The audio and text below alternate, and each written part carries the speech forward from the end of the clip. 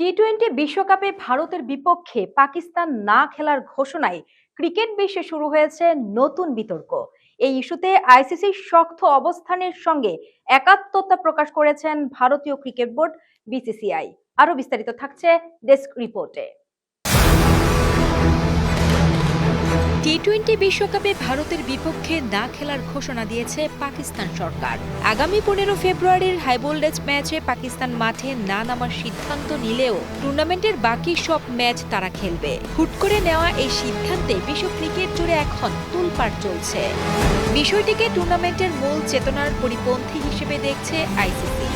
বেছে বেছে কিছু ম্যাচ খেলা ক্রিকেটদের মর্যাদাকে ক্ষুণ্ণ করে। বিষয়টি কর্তৃপক্ষের জন্য হতাশাজনক উল্লেখ করে পাকিস্তান ক্রিকেট বোর্ডকে দ্রুত সমাধানের পথ খুঁজতে অনুরোধ করেছে আইসিসি।